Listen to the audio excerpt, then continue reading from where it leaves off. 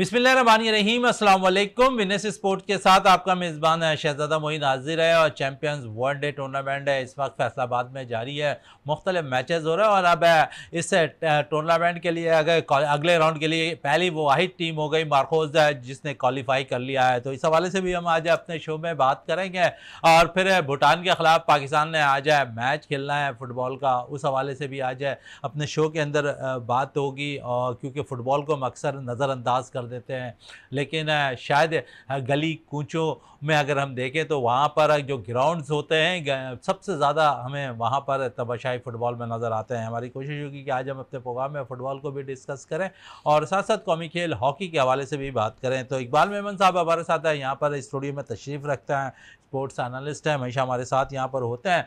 इकबाल मेमन साहब, सबसे पहले तो आपको बहुत थैंक्स। और साथ साथ क्योंकि चैंपियंस वनडे कप जारी है और मार्कोस की टीम वो वाइट टीम बन गई जो अगले राउंड के लिए पहली टीम है जो क्वालिफाई कर चुकी है। लेकिन इससे कबल कि हम अपनी चैंपियन ट्रॉफी के हवाले से बात करें और दूसरी तरफ जिसने पाकिस्तान को तारीखी फतह अपने समेटी है बांग्लादेश की टीम है और इंडिया में वो टीम है बेबस नज़र आ रही है। उस टेस्ट मैच के हवाले से ज़रूर मैं आपसे पूछना चाहूँगा कि इस टेस्ट मैच में क्या हो गया बांग्लादेशी टीम को। अभी हाल ही में हम देखते हैं कि पाकिस्तान के ख़िलाफ़ तारीखी फतह उन्होंने समेटी है, लेकिन जाकर ऐसा लगता है इंडिया में कि वो सब चीज़ भूल गए। देखिए, क्वालिटी ऑफ द क्रिकेट है और ये तो शहजादा हम जो है आपके प्रोग्रामों में डिस्कस कर चुके हैं। हमने सत्यानाश जो है ना अपने क्रिकेट का खुद ही किया है। और देखें बांग्लादेश हमारे साथ कितना टफ खेला दोनों टेस्ट मैचेस में और दोनों हमें हरा के चला गया। सेकंड में तो बिल्कुल ही उन्होंने तबाह कर दिया हमें। और पहले टेस्ट मैच में भी जो है सेकंड इनिंग में तो हम कुछ भी नहीं कर सके। लेकिन यहाँ पे हमने देखी क्वालिटी, तो मतलब बांग्लादेश अगर हमसे जीत गई और बांग्लादेश से अगर वो इंडिया जीत जाती है तो आप इससे अंदाज़ा लगा लें कि हम इंडिया से कितना दूर हैं। तो ये है कि अगर इंडिया हमसे नहीं खेलना चाहती तो वो भी जब वो जायज़ है उनके लिए। तो हम जो है उस क्वालिटी पे आ नहीं रहे, हम जो है सी कैटेगरी में आ रहे हैं। ए कैटेगरी में इंडिया आ रहा है। सी कैटेगरी में तो आ गए ना इकबाल मेमन साहब, जब आपकी रैंकिंग 8वें नंबर पर मौजूद हो टेस्ट रैंकिंग में तो आप तो सी कैटेगरी में आ गए। एग्जैक्टली। तो आप देख लें कि ए कैटेगरी में जो है वो इंडिया है, ऑस्ट्रेलिया है, न्यूजीलैंड है, इंग्लैंड है। फिर आपके पास जो है साउथ अफ्रीका है, श्रीलंका है, बांग्लादेश है, वेस्ट इंडीज है और फिर हम है। तो ये हालत हमारी हो गई है। अब इंडिया की तो अगर कोई फर्स्ट क्लास टीम भी बना के भेजेंगे ना तो शायद वो भी हमें हरा दे, क्योंकि इंडिया के पास जो बी टीम है ऑल्टरनेटिव जो इसकी है वो भी बेहतरीन खेलने वाले हैं। तो हमारे खिलाड़ी कहाँ, पुजारा जैसे अभी तक बैठे हुए हैं तो साइड लाइन पे हैं, तो आप कहाँ से उनका मुकाबला करेंगे। तो और फिर ऊपर से जब आप इंग्लैंड के खिलाफ टेस्ट खेलने जा रहे हैं तो आपने जो है वनडे खिला दिया। लेकिन एक बात साहब बड़ी अच्छी आपने बात की कि पुजारा जैसा बैटर्स भी इस वक्त बाहर बैठा हुआ है इंडिया का, और लेकिन हमारे पास वो क्वालिटी प्लेयर्स नहीं आ रहा है। लेकिन कसूर शायद हमारा भी है इसमें इकबाल मेमन साहब, है कि हमने शायद जो बैटर्स होते हैं उनको उनके नंबरों पे खिलाना छोड़ दिया। डोमेस्टिक क्रिकेट जो रेगुलर खेलते हैं लड़के, अगर वो 1 डाउन बैटिंग करते हैं, 2 डाउन बैटिंग करते हैं या ओपनर आते हैं या चौथे 5वें नंबर पे बैटिंग करने आते हैं, तो उनके लिए एक आसान होता है अगर कोई बैटर 5वें नंबर पर बैटिंग करता है। अगर जब वो टीम में सेलेक्ट होता है, अगर वो 5वें नंबर पर बैटिंग करने आएगा तो उसके जहनों में एक चीज़ बसी भी होगी कि ठीक है मैं 5वें नंबर पर आता हूँ, मुझ पर इतना प्रेशर होता है तो इस किस्म की इनिंग खेलनी है। इंडिया में सारी चीज़ें हैं, जिसका जो नंबर है उसे उस नंबर पर खिलाया जा रहा है। लेकिन पाकिस्तान में ऐसा नहीं है। आज भी हम ओपनर्स तलाश करते हैं, बेपनाह ओपनर हमारे टीम के अंदर हो गए, लेकिन किसी ओपनर को ओपनिंग करते हुए हम देखने से कासिर नजर आ रहे हैं। देखें, हमारे अगर खिलाड़ी अपने नंबरों पे अच्छी परफॉर्मेंस दे रहे हैं तो फिर उनको चेंज करने की ज़रूरत नहीं है। और दूसरी बात यह कि मैं आपको एक चीज़ बता दूं शहजादा, हम बांग्लादेश के खिलाफ बहुत अच्छा खेल सकते थे, लेकिन हमारे पास जो कट एंड चॉप पॉलिसी रही है ना, इसमें हम कप्तान को भी उड़ा देते हैं, वाइस कैप्टन को भी उड़ा देते हैं, तो एक जो है ना अंदर एक क्योस हो जाता है, घबराहट होती है, एंग्जाइटी लेवल बढ़ जाती है खिलाड़ियों की और इस वजह से वो परफॉर्म नहीं कर पाते। एक इनसिक्योरिटी क्रिएट हो जाती है कि भाई उनके पास वो शॉट्स होते हैं, लेकिन ये कि वो घबराहट जब होगी, कॉन्फिडेंस नहीं होगा, तो फिर वही खिलाड़ी अब हमारे पास सौरभ शकील कोई बुरा खिलाड़ी नहीं है लेकिन फेल गया। तो देखें, ये इसकी वजह यही थी कि हमारे खिलाड़ियों में वो कॉन्फिडेंस नहीं था। फिर हमारे पास सिलेक्शन अजीब सी थी कि 4 फास्ट बॉलर ले लिए जो जिसमें से कोई भी 145 प्लस का नहीं था। ठीक है, तो आपने मतलब है कि हमारी डोसाइल पिचेस पे आप अगर डोसाइल सिलेक्शन करेंगे तो फिर वो डोसाइल परफॉर्मेंस ही होगी ना भाई। तो आपने जो है इस चीज को ख्याल करना पड़ेगा कि आप सिलेक्शन जो अगर बोल्ड करना चाहते हैं तो आपके पास बोल्ड खिलाड़ी भी हो और आपके पास पिच भी ऐसी अच्छी हो कि जिसपे जो है आपके फास्ट बॉल, अच्छा ठीक है शुरू में तो उन्होंने किया, उसके बाद लगा कि वो थक गए और उसके बाद जो है 200 पे उन्होंने तकरीबन 5-6 खिलाड़ी आउट कर दिए। तो उसके बाद जो है लेट ऑर्डर बैट्समैन जो है वो स्कोर कर गए, जिसमें आपके जो वो मेहदी हसन है उन्होंने भी स्कोर कर दिया जो ऑलराउंडर है। तो ये चीज़ें आपको बिल्कुल अच्छा, प्लानिंग के थोड़ा साथ सा जाना पड़ेगा। माजी अगर हम चले जाएं, तो आपने कहा ना कि अब बांग्लादेश के टेल एंडर्स भी अच्छी कारकर्दगी दिखा रहे हैं। माजी चले जाए, वसीम अख्तर का दौर था तो ऐसा लगता था कि हम अगर ऊपर के 5 नंबर आउट कर लेते थे तो 5 विकेटें हमें बहुत आसानी से मिल जाया करती थी बिल्कुल कि बिल्कुल, 20 वो 30 वो तो 25 रन पे। अंग्रेजी में कहते हैं कि लेकिन ये वो अब रैबिट्स हो बिल्कुल जाए। उलट है, अगर हम 5 विकेटें शुरू में हासिल कर लेते हैं तो आखिरी 5 विकेटें जो है 300 रन स्कोर कर देती हैं। देखें, हमने क्या है कि सिलेक्शन ऐसी की है ना, अब हमने मोहम्मद अब्बास जैसे बॉलर को, आप देखें मोहम्मद अब्बास और मोहम्मद आसिफ ये तकरीबन एक तरह के ही बॉलर थे, इनकी स्पीड ज़्यादा नहीं थी, लेकिन ये कि ऐसे बॉलर्स जो है सेंचुरीज में आते हैं और हमने उनको हटा दिया। तो हमारी सिलेक्शन का बड़ा मसला है। और फिर हमारी बॉलर्स की फिटनेस नहीं थी सही, उनको हमने खिला दिया और फिर हमें वो एक्सपोज हो गए और वो भी बांग्लादेश के खिलाफ हो गए, तो इंग्लैंड के खिलाफ क्या करेंगे वो। तो देखें, आपको ये सोचना पड़ेगा, लेकिन ये अगर वो सोचने में मजबूर है, अगर क्रिकेट क्वालिटी क्रिकेट अगर आपका जो है प्रायोरिटी है फिर तो आप इंप्रूव कर सकेंगे, लेकिन अगर वो प्रायोरिटी है ही नहीं, आपने सिर्फ बजट पूरा करना है और खाना पूरी करनी है, तो फिर वो एक अलग चीज आ जाती है। तो इस वजह से आपको जो है खिलाड़ी ढूंढने पड़ेंगे। मैं अभी भी जो है पॉजिटिव हूं कि आपके ये जो यंगस्टर्स हैं वो एक से एक हैं, आप उनको मौका दें और यही परफॉर्म करके दिखाएंगे। लेकिन ये कि आप उनको मौका दे ही नहीं रहे, आप जो है वही पुराने खिलाड़ियों को भी चला रहे हैं, लेकिन आपने एक जो है एंग्जाइटी क्रिएट की हुई है।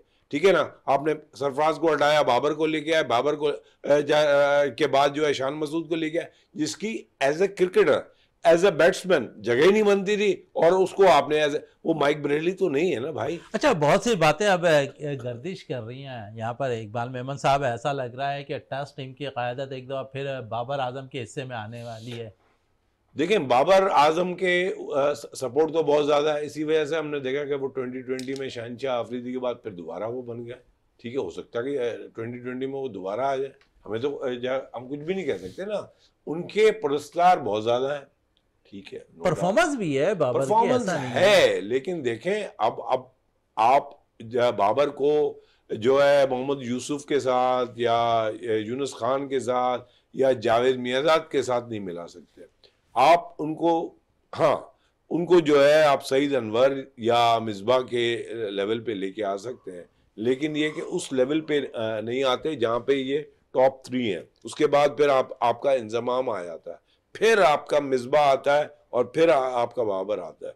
तो इस वक्त तो आप कह सकते हैं कि वो नंबर 1 है, लेकिन ये कि अभी हमारे और खिलाड़ी है, उनको अगर मौका मिलेगा, सौद शकील बहुत अच्छा खेल रहे हैं, दूसरे खिलाड़ी भी अच्छा खेल रहे हैं, तो उनको कामरान गुलाम है, उनको आप ट्राई करें।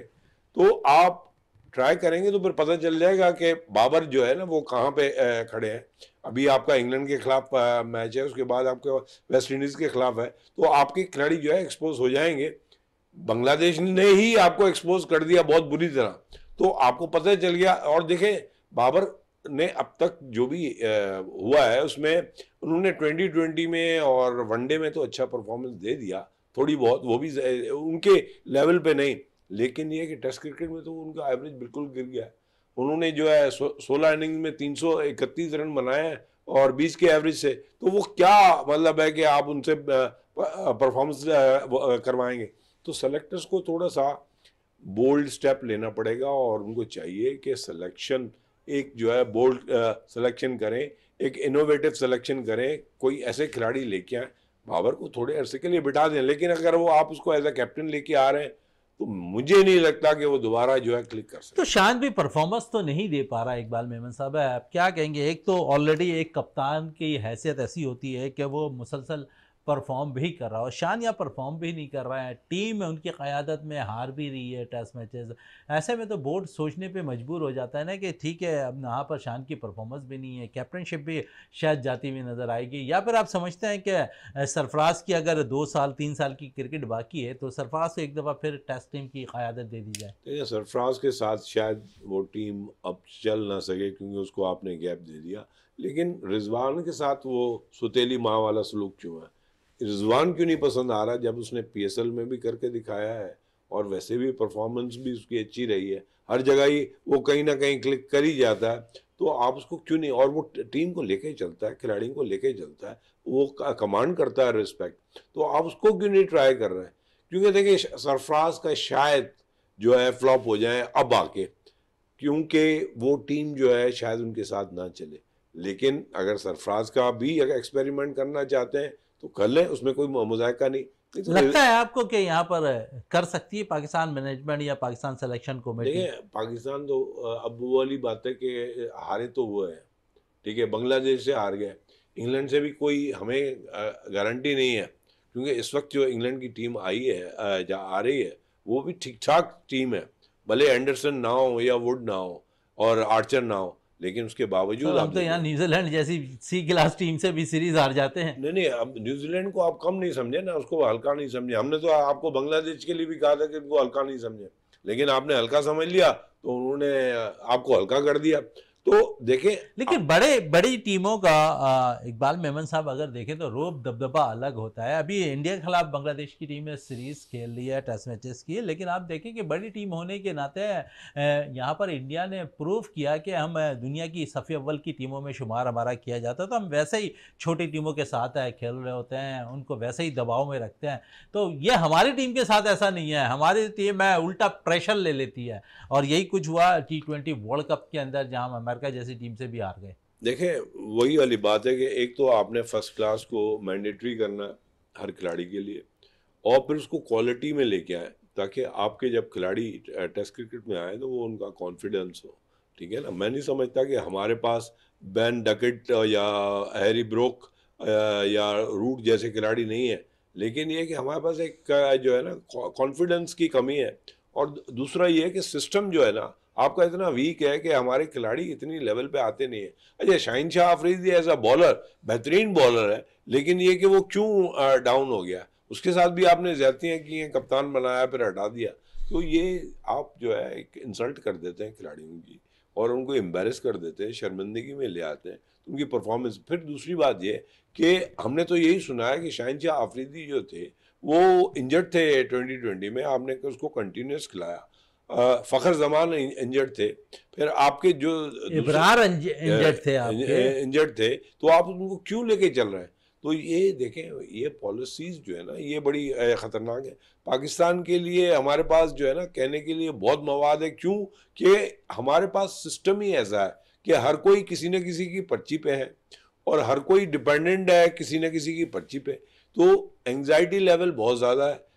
चले पर्चियां सही, लेकिन अब आप समझते हैं क्या, हमारे पास 3 फॉर्मेट होते हैं और तीनों फॉर्मेट में अगर कप्तान अलग हो, टीम थोड़ी सी चेंज हो जाए अलग अलग फॉर्मेट के लिए, तो अब यही हल एक नज़र आ रहा है जैसा आप भी कह रहे हैं, और इसका हल शायद यही है कि इससे शायद पावर जो पावर है ना वो शायद कम भी हो जाए। देखिए, मैं ये समझता हूँ क्योंकि हमारे बहुत सारे खिलाड़ी जो हैं तीनों फॉर्मेट में खेलते हैं, और जब रिजवान तीनों फॉर्मेट में खेलते हैं, आपने बाबर जैसे को तीनों फॉर्मेट का कप्तान रखा, तो रिजवान को क्यों ना रखा जाए।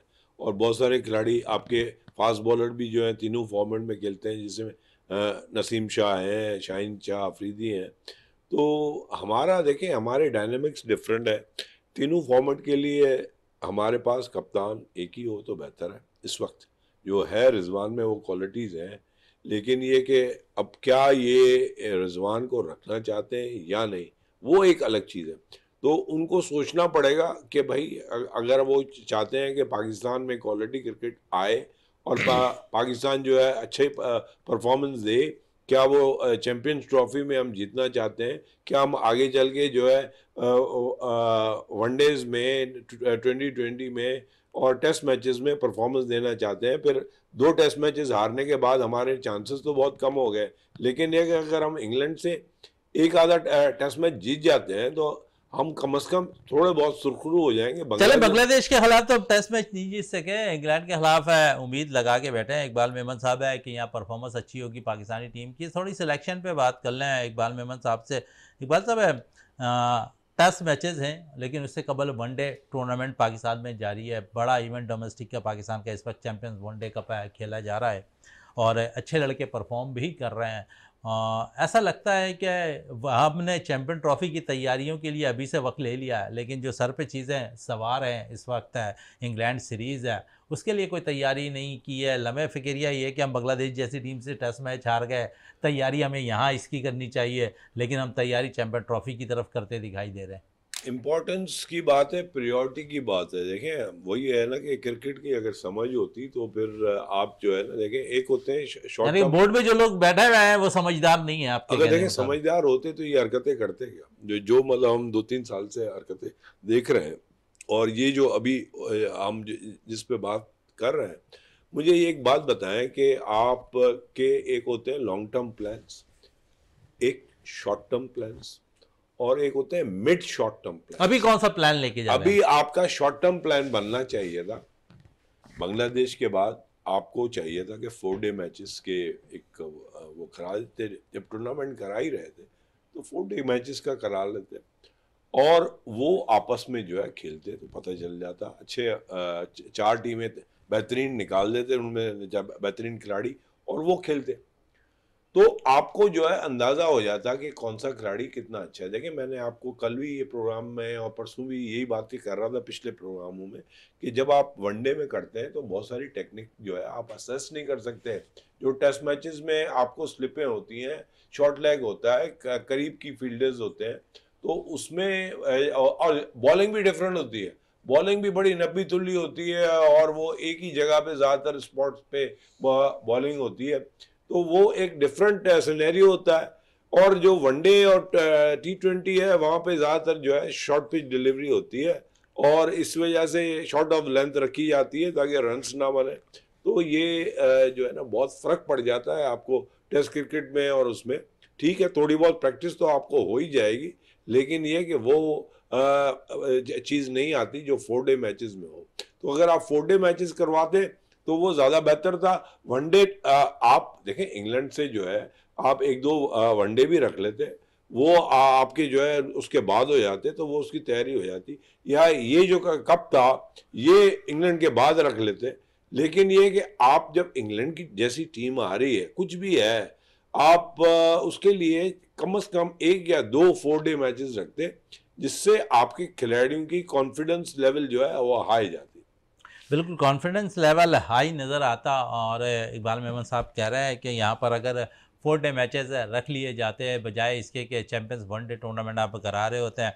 थोड़ी सी खिलाड़ियों के हवाले से हम बात कर लें इस टूर्नामेंट में जो उम्दा कारकर्दगी दिखा रहे हैं जो प्लेयर्स, उनके हवाले से और मोहम्मद हसनैन के हवाले से ज़रूर मैं पूछना चाहूँगा। इंजरी के बाद रिकवर हुए और इस वक्त चैंपियंस वनडे टूर्नामेंट खेल रहे हैं, अच्छा परफॉर्म कर रहे हैं, अच्छी स्पीड के साथ बॉल कर रहा है। हमारे पास माजी अगर चले जाए तो शब्बीर अहमद, मोहम्मद जाहिद, फिर शोएब अख्तर, उसके बाद अगर हम देखते हैं तो एक खलासा पड़ गया हमारे पास। लेकिन फिर मोहम्मद हसनैन की सूरत में, नसीम शाह की सूरत में, फिर हमारे पास कुछ तेज़ रफ्तार बॉलर आए एहसानुल्लाह की सूरत में। लेकिन अब तक वो क्वालिटी वाले बॉलर्स हमारे पास नहीं आ सके जो जाहिद पे थी, जो शब्बीर के पास थी, जो शोएब अख्तर के पास थी। आप समझ रहे हैं या तो इनका शॉर्ट टर्म वो जो आप कह रहे हैं ना शॉर्ट फॉर्मेट इन पर हो गया है कि ये सिर्फ जो है 2-4 सीरीज़ खेलते हैं उसके बाद जो है इनमें इंजरी की प्रॉब्लम शुरू हो जाती है। तो क्या आप समझ रहे हैं कि यहाँ पर यह जो बॉलर्स हैं इन्हें वर्क करने की बहुत ज़्यादा ज़रूरत है अगर लंबी क्रिकेट खेलनी, क्योंकि फास्ट बॉलर का अब जो फ्यूचर मुझे नज़र आ रहा है वो ज़्यादा से ज़्यादा 2 साल, माजी 10-15 साल का हुआ करता था जैसे वसीम वक्कार का दौर था, शोएब का दौर था, लेकिन अब तो ऐसा लगता है कि सिर्फ 2-3 सीरीज़ तक के लिए एक बॉलर रह जाता है। देखिए वसीम वक्कार या शोएब अख्तर भी बहुत इंजर्ड रहे। अगर वो इंजर्ड नहीं रहते तो शायद 500-600 विकेटें ले जाते वो। तो लेकिन उन्होंने काफी अर्सा खेला, 10-15 काफी साल अच्छा तक वो खेला, खेलते लेकिन रहे। ये कि शहजादा मुझे मतलब ये कि क्योंकि मैं तो इस पे बड़ा गौर करता हूँ, तो उन्होंने वसीम ने भी काफ़ी सीरीज जो है वो इंजरी के साथ खेली, और उनमें ये होता था कि एक इनिंग में वो बॉलिंग कराते थे, दूसरी में नहीं कराते थे। तो हमारे यहाँ तो ये फैक्टर देखे नहीं जाता ना फिटनेस का, तो बस सिर्फ अभी जो है वो एक बातें हैं कि हम फिटनेस देख रहे हैं, लेकिन ये कि फिटनेस पे वो गौर होता ही नहीं है। इसी वजह से आप देखें कि प्रॉब्लम 2020 में भी हुआ और वनडे इंटरनेशनल कप में भी हुआ, तो हम लोग जीत नहीं पाते इसी वजह से कि हमारी पूरी फिटनेस नहीं है। और फिर ये है कि हसनैन जैसा फास्ट बॉलर अगर आपके पास है जो 145 प्लस की बॉल निकाल सकता है, तो उसको खिलाने में कोई मजाका नहीं है। और स्पेशली इसको आप बांग्लादेश के खिलाफ ट्राई करते हैं, और अभी इंग्लैंड के खिलाफ भी इसको आप ट्राई कर सकते हैं, क्योंकि आपके दूसरे जो फ्रंट बॉलर्स हैं उन्होंने कौन सी इतनी कामयाबियां ले ली, तो इनको क्यों नहीं मौका दिया जा रहा। और फिर आपने जब मोहम्मद अली को भी ट्राई किया वो भी फेल गए, तो अभी आप जो है शाहनवाज दानी को भी ट्राई करें, हसनैन को भी करें, तो इसमें कोई मजाका नहीं है। अभी आपके जो लेग स्पिनर हैं जाहिद महमूद, उन्होंने बड़ी अच्छी परफॉर्मेंस दी थी, तो उसको दोबारा से मौका दिया जाए। तो अब यह है कि ये एक माइंडसेट बन गया है कि भाई मैक्सिमम जो है उन्होंने पंजाब से खिलाड़ी उठाने, और वो भी लाहौर से, तो उसके बाद जो है दूसरों की बारी आएगी। उनके जहनों में एक कोटा रख दिया गया है कि भाई यहाँ से हमने इतने उठाने, उसके बाद इतने उठाने, कप्तान घूम फिर के हमने जो है बाबर को बनाना है। हालांकि बाबर में हमें वो क्वालिटीज, वो लीडरशिप क्वालिटीज नजर ही नहीं आ रही जो उसमें है। हाँ, सरफराज है, मगर सरफराज को आपने इग्नोर कर दिया, आप दोबारा उसको लेके आ सकते हैं। आप देखेंगे माइक ब्रेडली को अपने करियर में 2 दफा लेके आया गया था, तो आप उसको दोबारा लेके आ सकते हैं, ऐसी कोई बात नहीं है। और माइक ब्रेडली जैसा जो टेस्ट क्रिकेट में बड़ा कामयाब था, उसको उन्होंने 79 का वर्ल्ड कप का कैप्टन बनाया था, और उसमें उसने फाइनल तक उसको पहुंचाया था। और फाइनल में हालांकि वो बड़ा मीडियोकर खिलाड़ी है, एवरेज खिलाड़ी है, लेकिन उसने जो है बाइकआउट के साथ 50 बनाई थी। ठीक है, फिर आगे के खिलाड़ी जो थे, रैंडल थे या टेवरे थे, वो नहीं खेल सके, तो आप जो है दोबारा सरफराज को ट्राई कर लें। अगर आपको वो पसंद नहीं है रिजवान, हालांकि मेरे नज़दीक रिजवान 2-3 साल आपको दे देगा, रिजवान को आप कप्तान बनाएं और उसके साथ टीम भी खड़ी हो जाएगी, क्योंकि वो अपने खिलाड़ियों को, और उसकी पीएसएल में भी बड़ी अच्छी परफॉर्मेंस है, इसका मतलब है कि वो अपने खिलाड़ियों को लेके चलता है। तो इस वजह से मैं समझता हूँ कि मेरी चॉइस जो है वो रिजवान है। आपकी चॉइस है रिजवान है, और आप चाह रहे हैं कि Pakistan test team, one day team और T20 की कप्तानी मोहम्मद रिजवान कर रहे हैं, लेकिन सेलेक्टर कुछ और चाह रहे हैं। और सेलेक्टर की नज़रों में इस वक्त अगर हम देखें तो बाबर आजम एक दफ़ा फिर घूमते फिरते नज़र आ रहे हैं टेस्ट टीम की क़यादत के लिए। गो के हो सकता है कि T20 की कैप्टनशिप है बाबर से वापस ले ली जाए, उनकी जगह कोई नया कप्तान टीम के साथ मुंसलिक हो जाए, या फिर रिजवान ही T20 की कप्तानी करते दिखाई दें। और आपने 3-4 फास्ट बॉलर्स के नाम लिए हैं, यहाँ पर शाहनवाज दानी का नाम लिया आपने, डोमेस्टिक में अच्छा परफॉर्म कर रहे हैं, लेकिन उनके साथ भी थोड़ी से मसाइल हैं, और वो इंजरी के प्रॉब्लम उनके साथ भी घूमते फिरते नज़र आ रहे हैं। और यहाँ पर अगर हम देखें तो जिस तरह हसनैन की बात करें, हसनैन भी इंजरी के बाद रिकवर होकर आए हैं और परफॉर्म कर रहे हैं। तो यहाँ आपने तो 2 फास्ट बॉलर्स का जिक्र कर दिया, लेकिन साथ साथ आपने एक लेग स्पिनर जाहिद महमूद की भी बात की, और जाहिद महमूद अच्छा टूर्नामेंट खेल रहे हैं चैम्पियंस वनडे कप, और इसमें उनकी परफॉर्मेंस भी नज़र आ रही है। उस्मान कादिर, अब्दुल कादिर के बेटे जो हैं, उनका भी इस टूर्नामेंट में अच्छा परफॉर्म नज़र आ रहा है। फिर उसामा मीर, पाकिस्तान के अच्छे ऑलराउंडर लेग स्पिनर, उनका भी परफॉर्म इस टूर्नामेंट में अच्छी तरीके से नज़र आ रहा है। फिर यहाँ पर अगर देखें तो बड़ी जो है उंगलियाँ उठती हैं शादाब पे, और शादाब भी अच्छा परफॉर्म कर रहा है एज ए ऑलराउंडर इस टूर्नामेंट में, अब तक वो अच्छा परफॉर्म कर रहा है। तो सवाल तो यहाँ यही बनता है कि अगर खिलाड़ी परफॉर्म कर रहे हैं तो आप कौन से प्लेयर्स को लेंगे। आपके पास रेगुलर 4 लेग स्पिनर बॉलर हैं जो पाकिस्तान के नामी गिरामी हैं, वो चारों परफॉर्म कर रहे हैं यहाँ पर। तो आप टेस्ट मैचेस में, और इंग्लैंड की टीम में जो है लेग स्पिनर को इतना अच्छा नहीं खेलती है, और हमेशा हमने देखा कि जब वो पाकिस्तान के दौरे पे आती है या एशियन ममालिक के दौरे पे जाती है तो अपने मेंटोर के हैसियत से या स्पिन बॉलिंग कोच वो रख लेते हैं एक। और अब देखते हैं कि इंग्लैंड की टीम आ रही है, स्पिन बॉलिंग कोच उनके साथ है या नहीं है। अमूमन वो लेग स्पिनर्स में बहुत ज़्यादा फंसते हैं। हमारे पास कोई ऐसा अब तक है, हमने ना ही बांग्लादेश के खिलाफ किसी को आजमाया लेग स्पिन में। तो अब इंग्लैंड के खिलाफ जो कमजोरी है इंग्लैंड की, वो लेग स्पिन पे वो अच्छा नहीं खेल रहे, तो आप यहाँ कौन से लेग स्पिनर्स को ग्रूम कर रहे हैं? इब्रार को तो हमने खिलाया था। इब्रार तो हमारा मिस्ट्री स्पिनर है ना, लेग स्पिनर जीनियन नहीं है। अच्छा नहीं, मगर ठीक है, लेकिन वो अभी तक खुद भी मिस्ट्री देखिए इब्रार की अब अगर परफॉर्म आप देखें ना तो बिल्कुल चेंज इब्रार नजर आ रहा है। इब्रार ने जब टेस्ट क्रिकेट का आगाज किया था उस वक्त उसकी गेंद ब्रेक भी हो रही थी और फ्लिपर भी वो अच्छा कर रहा था, गुगली भी अच्छा कर रहा था, लेकिन आपने बांग्लादेश के खिलाफ देखा मुकम्मल तौर पर नाकाम वो नज़र आ रहे थे। फिर अभी इस टूर्नामेंट में अभी आप देख लें कि कोई इससे खातिर खा कारकर्दगी इब्रार की नज़र नहीं आई। वो उनके हाथों से जो मिस्ट्री का लफ्ज़ है ना शायद वो निकलता जा रहा है और ऐसा लगता है जादू खत्म होती जा रही है। और बांग्लादेश के खिलाफ जादू ना चला तो वो अलग सी बात है, शायद इंग्लैंड के खिलाफ चल जाए, क्योंकि सबसे ज़्यादा विकेटें इब्रार ने इंग्लैंड के खिलाफ ही हासिल की हुई है अपने तीनों टेस्ट मैचेस में। तो उम्मीद तो यही कि इब्रार के साथ नौजवान किसी बॉलर्स को चांस मिल जाए, या फिर हम थोड़ा माजी फिर चले जाएँ, फिर यहाँ पर हम नुमान को ले सकते हैं या साजिद को ले सकते हैं, क्योंकि बड़ी टीमों के खिलाफ, क्योंकि रैंकिंग पाकिस्तान की बतरीज हम देख रहे हैं कि नीचे जा रही है टेस्ट रैंकिंग, और पाकिस्तान को टेस्ट मैच जीतना बहुत ही ज़्यादा ज़रूरी हो गया है। और मैं आपको एक चीज़ बता दूं कि वो ज़माने चले गए जब इंग्लैंड की टीम आती थी और इवन ऑस्ट्रेलिया जैसी टीम आती थी, न्यूजीलैंड जैसी टीम आ जाती और पाकिस्तान उसको खा जाता था। ऐसा अब नहीं होता। आपने पिछले उसमें देख लिया कि न्यूजीलैंड जैसी टीम ने हमें जो है, मगर अब तो खैर बांग्लादेश की टीम ने जो है हमें रगड़ा दे दिया। तो हमारी परफॉर्मेंस जो है वो एक तो गिरती जा रही है, और अब होम एडवांटेज रहा नहीं। अब वो टीमें बाकायदा तैयारी करके आती हैं, क्योंकि जब से ये जो है ना T20 का फॉर्मेट शुरू हुआ है ना, तो इनमें से बहुत सारे खिलाड़ी T20 स्टाइल में खेलते हैं। अब इसमें आपका ब्रुक्स है और आपका डकेट है, आपका रूट है, आजकल तो क्रॉले भी इसी तरह खेलता है। तो ये तो खिलाड़ी आपको जो है ना, मतलब लेग स्पिनर्स को तो देखेंगे नहीं। आपको चाहिए इस वक्त टेयर अवे फास्ट बॉलर्स। स्पिनर्स आपके चौथी इनिंग में काम आते हैं, फर्स्ट इनिंग में साहब फिर हम विकेट भी तो वैसी बनाए ना। देखिए इंडिया के भी जो स्पिनर्स हैं, अश्विन, उसको कोई विकेट नहीं मिली, हालांकि उसने सेंचुरी बनाई है खुद ने। अब वो जो है ना फोर्थ इनिंग में शायद वो उसको या 3 विकेटें मिली है। तो देखें, मैं आपको एक बात बता दूं कि अब पिचेस भी कदरे बेहतर है। उस जमाने में तो जब अब्दुल कादिर खेलते थे या इकबाल कासिम खेलते थे या तौसीफ खेलते थे, तो सोचते ही नहीं थे ना कि मतलब वो खेल सकेंगे। वो उनको जो है ना फील्डर्स की भी जरूरत नहीं पड़ती थी, वो बोल्ड हो जाते थे।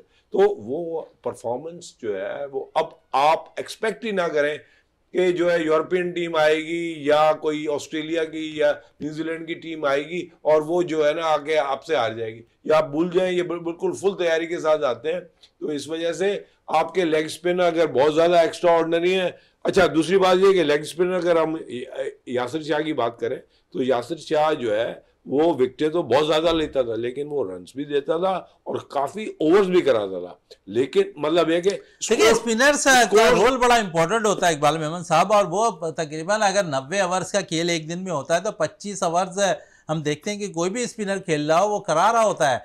25 से 30 ओवर एक लेग स्पिनर बॉल या ऑफ स्पिनर या स्पिनर कोई भी खेल रहा हो वो इतने ही ओवर कर रहा होता है। बात से मैं बिल्कुल मुत्तफिक हूँ शहजादा, लेकिन 30%, 70% जो है आपको फास्ट बॉलर्स चाहिए होते हैं, और वो क्वालिटी फास्ट बॉलर्स चाहिए होते हैं। जिस तरह बुमराह है और सिराज है, शामी जैसा बॉलर जो है बाहर बैठा हुआ है, तो आपको जो है ऐसे बॉलर्स चाहिए। तो आप हसनैन को क्यों नहीं ट्राई कर रहे? जब वो 145 प्लस है तो उसको ट्राई करें ना आप।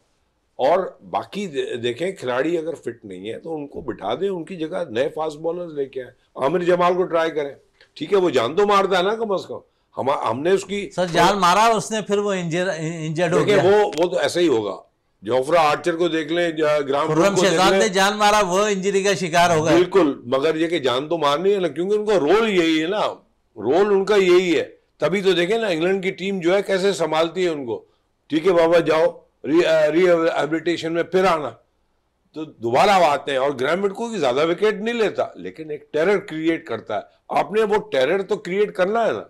आपने क्या किया बांग्लादेश को ठीक ठाक जो है बूस्ट मिल गया। हाँ, अब वो जो नंबर 1 टीम के खिलाफ चले गए तो फिर तो उन्होंने सत्यानाश कर दिया। बुमराह जैसा खिलाड़ी, सिराज जैसा, और एक नया जो दीप आया वो आकाशदीप, तो आप उस लेवल पे पहुंच ही नहीं सकते, अभी इस वक्त आप सोच ही नहीं सकते, और आप दोबारा जो है ये सोचना शुरू कर दिया कि बाबर को कैप्टन बना दें, तो फिर आप क्या करेंगे? तो भाई इसलिए आपको सोचना पड़ेगा कि भाई आपको आउट ऑफ बॉक्स सोचना पड़ेगा, और रिजवान से पता नहीं क्या इनकी जो है बनती नहीं है। इकबाल मेमन साहब, आपकी ख्वाहिश है कि रिजवान तीनों फॉर्मेट में कप्तानी कर रहे हैं, ख्वाहिशों पे शायद टीम नहीं बनती, ख्वाहिशों पे शायद कप्तान नहीं बनते, हाँ सर, ख्वाहिशों पे पर्चियों पे शायद बनती है। ग्राउंड नहीं बनते। इकबाल साहब कह रहे हैं कि पर्चियों पर टीम बनती है और पेपर्स पे वाकई टीम बनती हुई दिखाई देती है। इकबाल मेमन साहब, आपका बहुत बहुत शुक्रिया। प्रोग्राम का अख्ताम करते हैं इस दुआ के साथ कि पाकिस्तान में खेल और खिलाड़ी तरक्की करते रहें और पाकिस्तान का सब जलाली परचम दुनिया भर में रोशन रहे। इसी के साथ अपने मेज़बान शहजादा मोइन को इजाज़त दें।